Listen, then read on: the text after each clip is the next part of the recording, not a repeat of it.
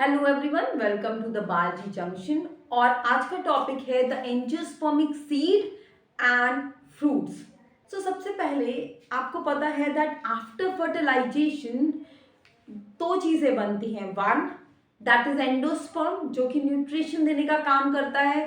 Important one is the formation of embryo. अब जो embryo है that have an ability to give rise new plant. उसके पास सब कुछ है ऐसा जिससे वो नया प्लांट बना सकता है। बट सपोज करिए कि अभी फेवरेबल कंडीशंस नहीं है। अब उस टाइम जबकि एनवायरमेंट फेवरेबल नहीं है फॉर द जर्मिनेशन, उस कंडीशन में वो एम्ब्रियो बर्बाद हो जाएगा, खराब हो जाएगा एंड प्लांट की सारी मेहनत इन टर्म्स ऑफ एनर्जी खराब हो जाएगी, खत्म हो जाएगी। So to ensure the germination of new plant from every embryo, जो प्लांट होता है वो ओव्यूल को कन्वर्ट कर देता है सीड में। और इस सीड में अगर आपको याद हो that ovule contain an integument, वो इंटेगुमेंट जो था that get converted into a seed coat. ये एक टफ सीड कोड के फॉर्म में बन जाता है जो कि प्रोटेक्शन का काम देता है सीड एम्ब्रियो को। ये जो सीड कोट है वो उसको एक्सटर्नल इन्वायरमेंट से प्रोटेक्टेड रखता है और उसके अंदर एम्ब्रियो को लाइव कंडीशन में बनाए रखता है। नेक्स्ट जो इसका माइक्रोपाइल होता है, micropyle that is also present in a seed और contain water and oxygen from the environment. तो ये सीड जो है वाटर और ऑक्सीजन को इसी माइक्रोपाइल के थ्रू इन्वायरमेंट से लेता है और लाइव कंडीशन में बना रहता है, जबकि बाकी प्रोटेक्शन का काम सीड कोट करता है। इसके अलावा कुछ और चीजें हैं जो सीड हेल्प करता है।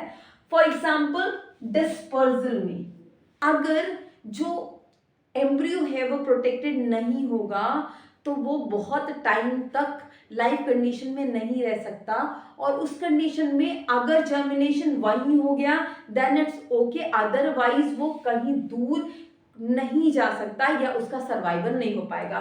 सो the seed have a better dispersal mechanism. Third one, देखिए जो प्लांट का fertilization in case of specially angiosperm, जो फर्टिलाइजेशन और पॉलिनेशन प्रोसेस है वो वाटर इंडिपेंडेंट प्रोसेस है, लेकिन ये सीड फॉर्मेशन या सीड का जो प्रोसेस है that is dependent on water.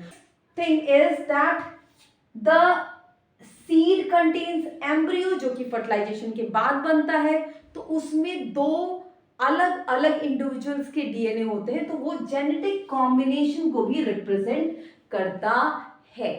One more thing, seed जब मैच्योर होता है, मैच्योर तो वो ड्राई हो जाता है।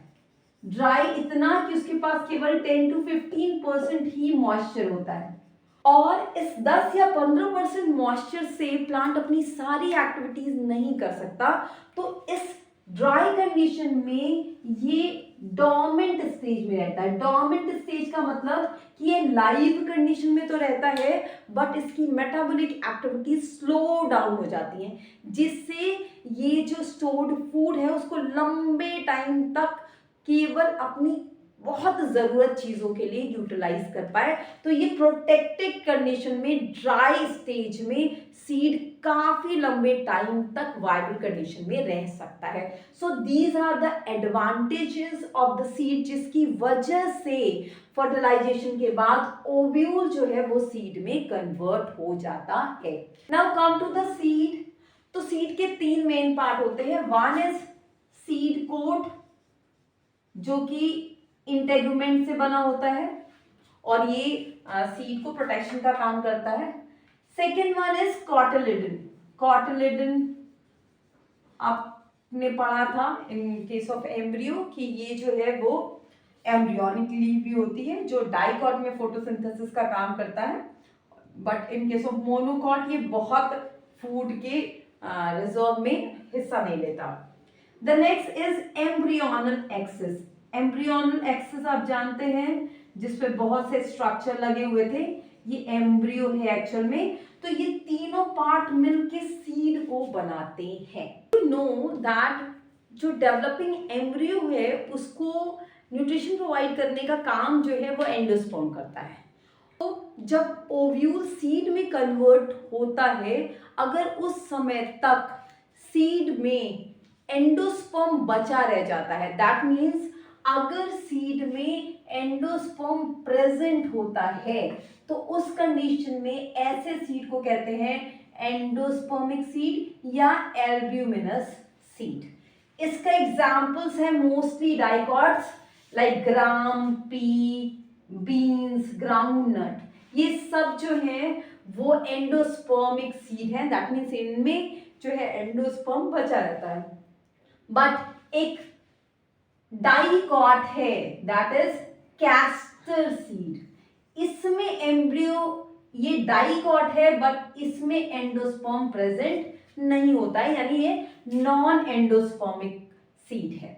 इसी तरीके से अगर सीड के फॉर्मेशन तक जो एंडोस्पर्म है वो यूटिलाइज हो गया और सीड में एंडोस्पर्म एब्सेंट है यानी प्रेजेंट नहीं है, इन दैट सिचुएशन इस टाइप के सीड्स को कहते हैं non endospermic seeds, non albuminous seeds या एक्स एल्ब्यूमिनस सीड्स। सीड्स के एग्जांपल्स मोस्टली मोनोकॉट्स हैं like wheat, rice, coconut, barley and मेज।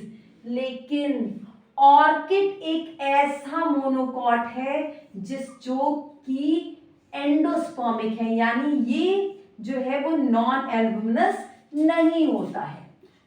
ये दो जो है वो एक्सेप्शंस हैं जो आपको याद रखने हैं। डाइकॉट के केस में कैस्टर है जो डाइकॉट है लेकिन नॉन एल्ब्यूमिनस है, यानी उसमें एंडोस्पर्म प्रेजेंट नहीं होता। और ऑर्किड ये जो है वो मोनोकॉट है जिसमें कि एंडोस्पर्म प्रेजेंट होता है।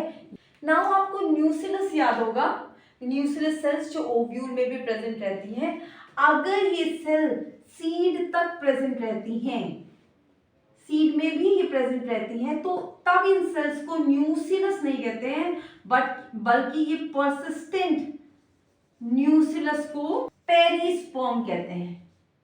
सो perisperm is nothing but a persistent nucleus in a seed. Now come to fruits. We know that after fertilization the ovary get converted into fruit. अब इसकी क्या जरूरत थी?